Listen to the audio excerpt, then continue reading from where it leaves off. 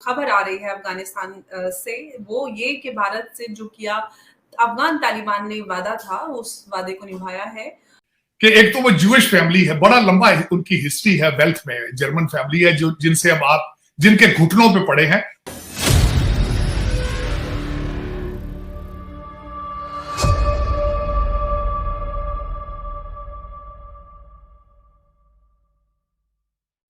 नमस्कार दोस्तों, आप सभी को हमारा चैनल पाकिस्तानी मीडिया लेटेस्ट में स्वागत है।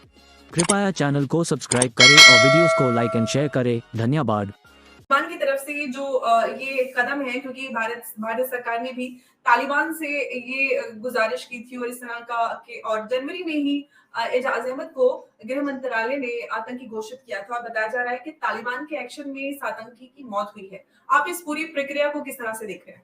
देखिए, ये खबर भारत के हिसाब से तो बहुत अच्छी है कि एक आतंकवादी था जो भारत के इंटरेस्ट पे लगातार अटैक कर रहा था, भारतीय मूल के लोगों को मार रहा था और काफी समय से वो एक्टिव है। पहले उसने ट्रेनिंग पाकिस्तान में ली थी, अल-कायदा से जुड़ा हुआ था, फिर अब आईएसएस में चला गया था और ये है कि भारत ने उसके आतंकवादी घोषित भी किया था और उसके पर इनाम भी रखा था उसके मारे जाने पे। तो इस तरह से ये बड़ी, लेकिन ये कि तालिबान ने एक तीर से दो शिकार कर लिए। एक तरफ तो उनकी लड़ाई चल ही रही है आईएसएस से, जिससे वो जुड़ा हुआ था।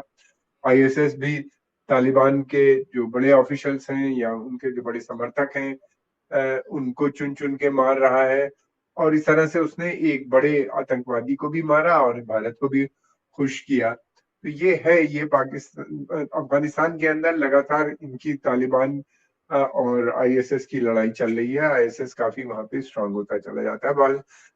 मुझे ऐसा लगता है कि आईएसएस जो है वहां पे एक ऐसा संगठन है जिसको खुल के पाकिस्तान इस समय मदद कर रहा है। और दूसरी तरफ ये भी है कि ये जो संगठन है, इस में इसको पैसे की भी जरूरत है, वेपन की भी जरूरत है, तो ये मर्सिनरी फोर्स की तरह वहां पे ऑपरेट कर रहा है और पाकिस्तान इसका पूरा फायदा उठा रहा है।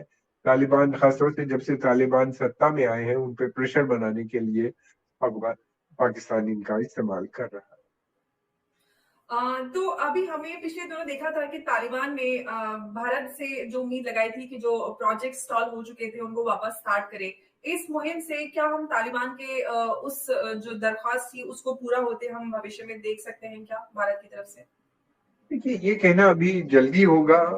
भारत बराबर रिव्यू करता रहता है अपनी पॉलिसी और भारत का ये जो एनएसए हैं, अजीत डोवल साहब, वो भी लगातार रिव्यू करते हैं और उसके साथ साथ वो सेंट्रल एशियन रिपब्लिक्स जो इसके बॉर्डर है, अफगानिस्तान के बॉर्डर पे हैं या करीब में है, और रशिया, इन सब के टच में है हम लोग, भारत, और उनसे भी लगातार बात करता रहता है। देखिए, जो भी डिसीजन होगा मैं समझता हूँ कलेक्टिव डिसीजन होगा और दूसरी बात ये लेना भी चाहिए कलेक्टिव डिसीजन जो भी हो।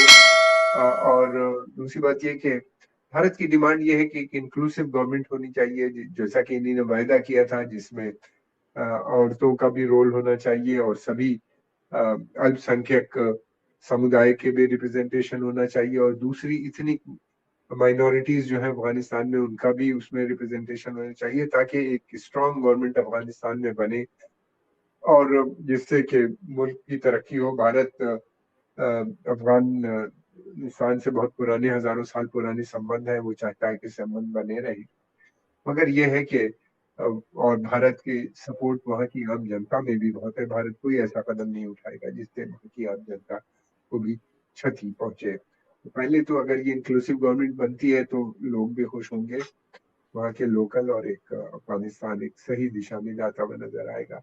केवल तालिबान गवर्नमेंट, इसके बारे में भारत अभी कन्विंस मुझे नहीं, मुझे लगता है कि अभी वो पूरी तरीके से सहमत नहीं।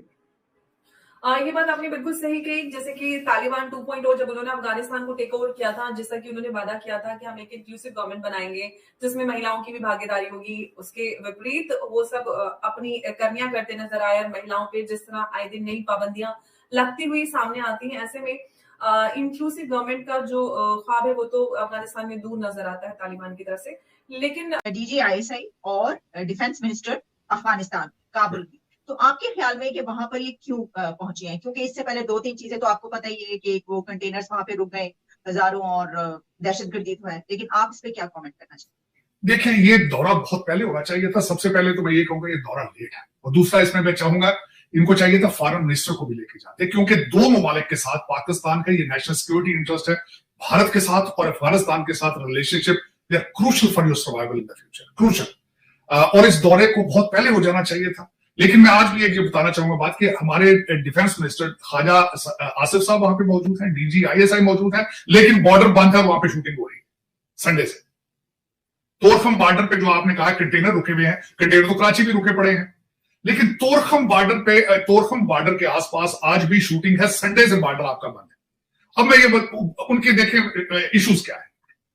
एक तो उन्होंने वीजे बहुत उनका प्रोसेस चेंज कर दिया है, और आज का जो सबसे बड़ा और एक ये उनका लॉन्ग टर्म जो मुतालबा है कि हमारी खवातीन के साथ वहां पे बदतमीजी की जाती है। हमारे बुजुर्ग जाते हैं मेडिकल ट्रीटमेंट के लिए, हमारे कई उनके कबाइल के सरदार होते हैं, उनको जमीन पे बिठा दिया जाता है, बदतमीजी करते हैं तलाशी के बहाने। वहां दर हकीकत आपको यहां पे ये पता होना चाहिए, जो मेरा अपना स्पेकुलेशन है, मैं इसको ये नहीं कह रहा हूं, मेरी स्पेकुलेशन ये है, मेरी पुरानी इंफॉर्मेशन के हिसाब से हमारे Torkham border is one of the corrupt border in the world.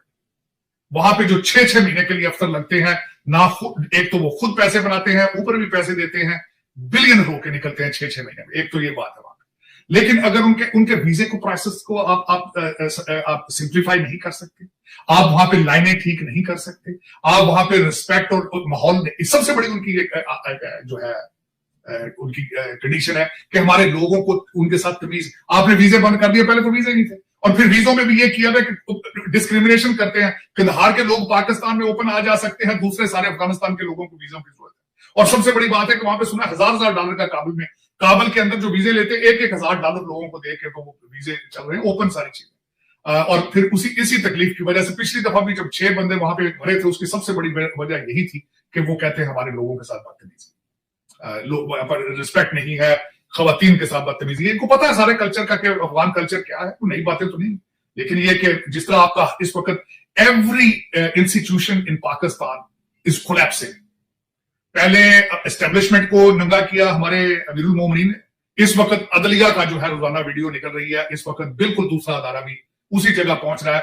बच्चा कभी वो दामाद कोर्ट कहते हैं, वो हैशटैग चलाया जाता है लाहौर हाई कोर्ट के खिलाफ दामाद कोर्ट, कभी कुछ और लगाया जाता है सारा कुछ में। इस वक्त वो दूसरा इंस्टीट्यूशन है जिससे आप पहले भी वो उन्हीं अदालतों को, मैं ये पहले भी अदालतें को अच्छी नहीं थी, 139 में से 130वां नंबर था दुनिया में इनका, लेकिन अब मेरे ख्याल में आपका कोई नंबर कोई 100 नहीं 239 होगा, क्योंकि जिन हालात में आप चल रहे हैं। अगले दिन जो है वो खान साहब अमीरुल मोमिनीन जो वो पहुंचे हैं हाई कोर्ट लाहौर में, तो वो अदालती पेशी तो नहीं थी, वो लग रहा था जिस तरह हाई कोर्ट में जलसा मिलकर जजों के साथ किया होगा, बल्कि कई रिटायर्ड जजों ने उसके ऊपर प्रोटेस्ट किया है कि यार ये क्या हो रहा है। और दूसरी तरफ जिस तरह खाकान अब्बासी के साथ सलूक किया गया, वो भी साबिक वजीर आजम है जो उसके साथ किया गया। तो अदलिया के भी अब कपड़े हो गए, पहले एस्टेब्लिशमेंट पर चारपाई के नीचे घुस गई थी, अब अदलिया भी कहीं चुपचाप हो जाएगी। कल तारड़ साहब ने उसके बारे में जो प्रेस कॉन्फ्रेंस करके 2 जजों के नाम लिए हैं कि 2 जज सुप्रीम कोर्ट के हैं जो इस वक्त नवाज नून लीग को विक्टिमाइज कर रहे हैं। तो मेरा मकसद ये आपके इंस्टीट्यूशन है, इसी तरह मिलता जुलते आपके बॉर्डर है,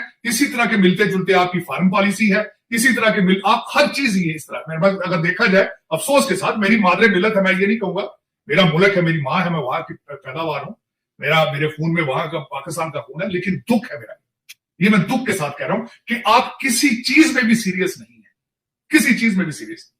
अब मैं दूसरा आपसे बोलना चाहूंगा कि वो हम बात कर रहे थे, जो वो इस वक्त जर्मन आप बात कर रहे थे IMF की डार साहब के हवाले से, वो जो अब प्राइवेट बैंकों के मिलते तरले किए जा रहे हैं। मैं सब उसमें डार साहब, मैंने उसके बारे में जो आर्टिकल था डान का पढ़ा है कि उन्होंने बताया है, अपनी क्लैरिफिकेशन डार साहब ने की है उसमें कि भाई मैं खुद एज ए फाइनेंस मिनिस्टर माजी के अंदर IMF के जितने हमारे रूल्स रेगुलेशन थे जो कुछ भी, मैं उसको फुलफिल करता रहा। मेरे ख्याल में उनको सबसे बड़ी सफाई देनी चाहिए थी। अगर आपकी सबसे बड़ी सर्टिफिकेशन ये है, अगर टिम हॉर्टन की लाइनों की तस्वीरें दिखा देते ना IMF को, तो उसी पे उन्होंने प्रूव कर देना था इस बैंक। उनको ये बता दें कि देखें भाई, लोगों के पास करप्शन के डॉलर और पाउंड बेसमेंटों में पड़े हैं, हुकूमत के पास कुछ नहीं है, लेकिन 61 ईयर्स का टिम हॉर्टन का रैकेट टूट गया।